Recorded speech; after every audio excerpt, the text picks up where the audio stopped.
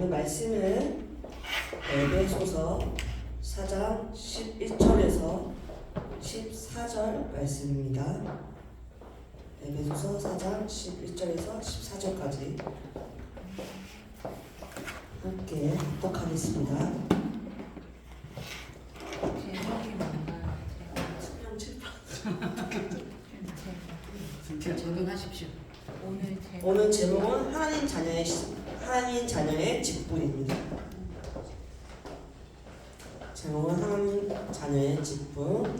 말씀은 에베소서 4장 11절에서 14절까지 같이 합독하겠습니다. 찾았을까요?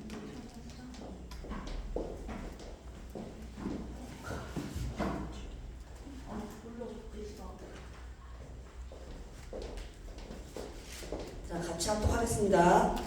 그가 어떤 사람은 찾았나요? 같이 합독할게요.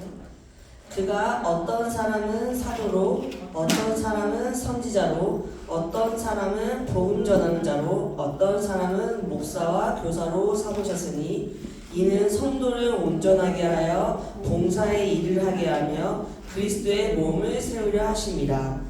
우리가 다 하나님의 아들을 믿는 것과 아는 일에 하나가 되어 온전한 사람을 이루어 그리스도의 장성한 분량이 충만한 때까지 이르리니 이는 우리가 이제부터 어린아이가 되지 아니하여 사람의 속임수와 간사한 유혹에 빠져 온갖 교훈의 풍조에 밀려 요동하지 않게 하려 함이라. 아멘.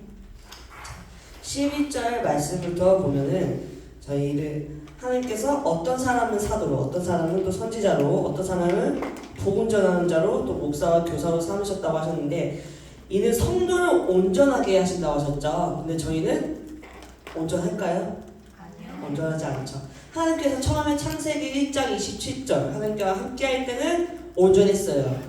하나님의 형상대로 지으시고 하나님께서 또 5가지 보고 주시고 하나님과 함께 할 때는 온전했는데 저희가 어떠한 사건으로 인하여 온전하지 못한 영적인 상태가 됐죠. 그게 어떤 사건이죠?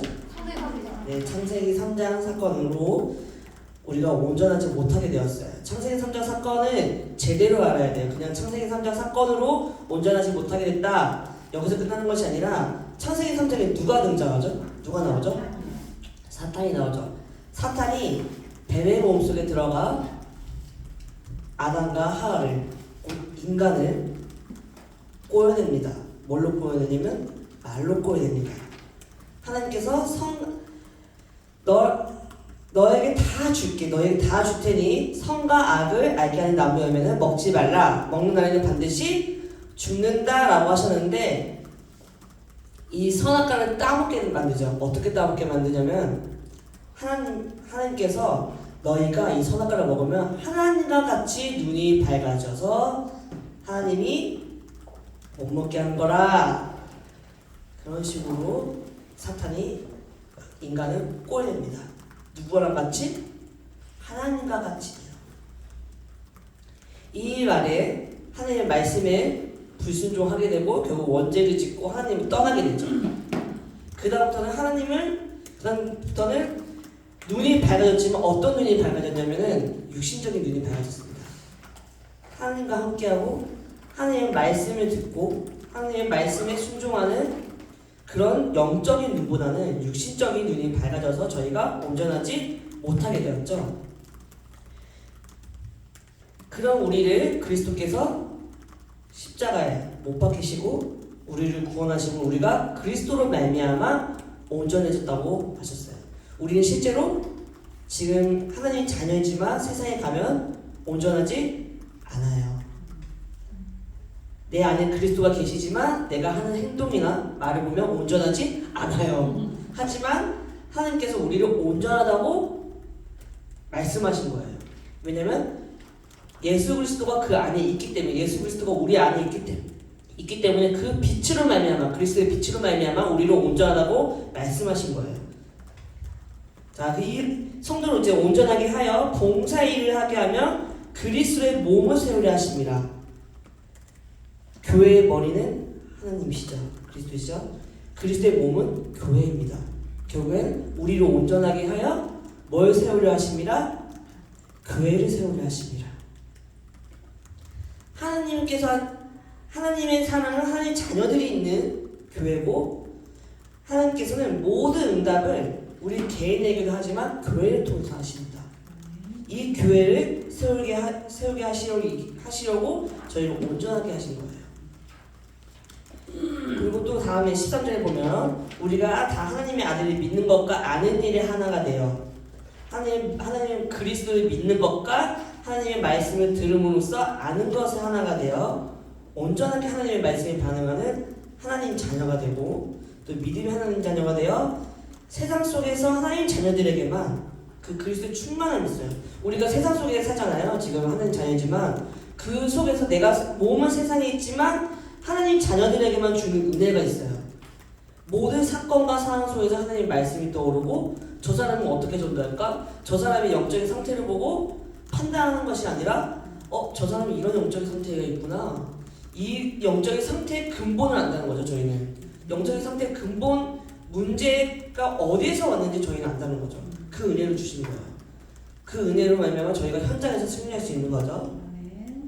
그리스도 장성한 분량이 충만할 때까지 이르니, 자 이제는 우리가 어린아이가 되지 아니요, 영적으로 어린아이가 되지 않는 거예요. 이제는 우리가 막 하나님 자녀가 됐을 때와 지금의 또 영적인 상태 또 다르잖아요. 막 하나님의 자녀가 됐을 때는 그냥 말씀만 듣고, 사실 그걸 가지고 기도 속으로 들어가는 힘이라거나 현장에서 승리하는 힘이 약했단 말이에요. 근데 계속 말씀을 듣고 예배를 들으면서 예배 속에서 말씀을 듣고 그걸 가지고 기도로 들어가는 힘이 이제 생긴 거죠. 그래서 이제 영적인 어린아이가 아니에요. 지금 초등학생이죠. 정민이, 수빈이 초등학생이죠. 하지만 영적인 어린아이가 아니에요. 네. 영적인 어린아이가 아니하여 사람의 속임수와 간사한 유혹에 빠져 온갖 교훈의 풍조에 밀려 요동하지 않게 하려 함이라. 자 이제 우리 친구들 이제 중학생 가죠. 중학생 가면은 본격적으로 배우는 게 진화론입니다. 본격적으로 창조를 멀리해요. 지금 이제 교육에서 지금 진화론 배우죠. 그리고 이제는 남녀 평등이라고 해가지고 남자가 남자를 사랑해도 그거를 평등이라고 가르쳐요. 근데 하나님 말씀에는 순위에 어긋나는 거죠. 근데 그걸 당연하다고 생각하고 당연하다고 가르쳐요. 이제는 본격적으로 하나님께서 주신 이 성경과 반대로 가는 그 교육 절차에 너희들이 들어가는 거예요. 이제 그곳에서 우리 하나님 자녀인 우리 친구들은 온갖 교훈의 풍조에 밀려 요동하지 않게 하려 함이라. 그 말씀에 요동하면 안 됩니다. 정확히 영적인 분별을 해야 해요. 자, 그리고 그러려면은 이 말씀을 그냥 흘려보내지 말고 마음에 새기세요. 마음에 새기는데 이거 가지고 그냥 기도해야지 이게 아니라 제일 첫 번째 중요한 거는 삶에 적용이 돼야 돼요. 이 말씀이 우리가 친구랑 싸울 때, 또 뭔가 내가 공부를 할 때, 선생님 말씀을 들을 때 하나님 말씀 떠올려야 돼. 내 삶과 적용이 돼야 돼요. 연관이 돼야 돼요. 그걸 가지고 이제 기도로 들어가는 거예요. 내가 말씀 듣고 나 무조건 기도해야지 하는데 삶에서 하나도 적용이 안 돼, 말씀이. 그러면 안 된다는 거예요. 하나님 말씀이 삶에 적용이 돼야 돼요. 왜냐면 우리가 사는 곳은 세상이에요. 세상 속에 속해 있기 때문에 말씀을 뺏어가는 상황이 많아요. 수시로 찾아와요. 아 방금 이렇게 일이 있었으니까 이제 괜찮아. 나 절대 이제 말씀 안 뺏겨야지. 아니면 1분 후에 다시 뺏겨요. 그 영적 상태로는 금방 뺏겨요. 그런 상황이 수시로 찾아온다는 거예요. 이제 중학교 가면 더 심해져요. 이제 초등학교는 아직 아기였어. 중학교는 세상이 이제 봐주지 않아요. 이제. 자 그래서 기도가 되어지지 않으면 이제 실시간으로 말씀을 빼앗겨요. 그리고 이제는 본론으로 이제 우리 친구들 하나님 자녀들의 자세에 대해서 세 가지 말씀드리고 이제 마치도록 하겠습니다. 자, 제일 첫 번째, 영적인 상태를 알고 영적 문제의 답을 알고 가르치는 것은 하나가 돼요. 자, 영적 상태는 보이죠? 보이죠? 딱 보면 보이죠? 그 사람이 어떤 영적인 상태다. 근데 그거 판단하지 말고 우리가 아까 말했듯이 근본 문제를 하잖아요. 이 영적인 문제가 어디서 와서 이 근본 문제 여기서 나왔구나. 우리가 사탄한테 속아서 원죄를 짓고 하나님 말씀을 떠나고 하나님 떠난 후부터 영적인 상태가 왔구나를 알잖아요. 그걸 가지고 이제 삶에 이제 삶을 보이는 거예요. 이제 삶에서 이제 그걸 봐야 돼요. 삶에서 그걸 보고 이제 세상 성공하는 사람들, 위인들 이제 많이 얘기 나와요. 그 사람들이 부러워하거나 하지 말고 그 사람들한테서 나 그 사람들은 절대 배울 거 하나도 없어. 아니에요. 배울 건 있어요. 배울 거는 배우되 영적인 것을 분별해서 말씀 속에서 누려야 합니다. 말씀 속에서 그 사람들을 도와줄 방법을 찾아야 돼요. 이것이 하나가 되세요. 자, 그리고 두 번째, 아까 얘기했죠. 복음과 관계없는 교훈의 풍조에 휩쓸리지 말고 요동하지 않아야 합니다. 아까 말했듯이 학교, 세상이 이제부터 시작입니다.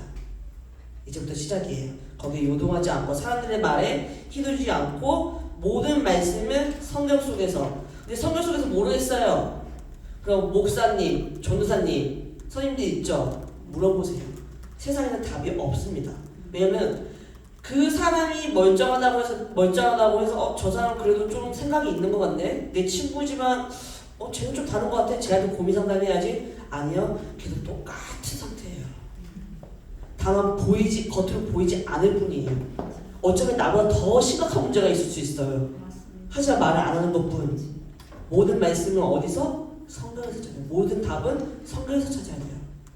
그래도 안 되겠다 싶으면 이제 성경을 봐도 모를 수 있잖아요. 우리가 해석이 안 될 수 있잖아요. 목사님, 전도사님, 선생님한테 물어보세요. 그게 답이에요. 자, 그리고 세 번째는 충성합니다. 이게 예수님께서 부탁하신 말씀이에요.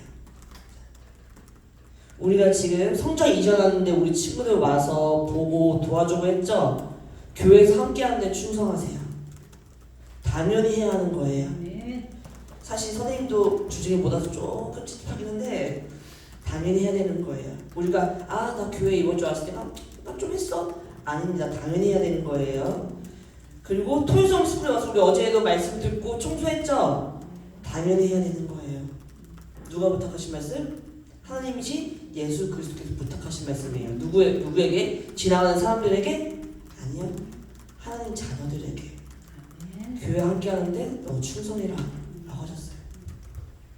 자, 그럼 결론은 이 고백이 되어져야 돼요. 골로새서 1장 25절 말씀 한번 펴볼게요. 골로새서 1장 25절 말씀.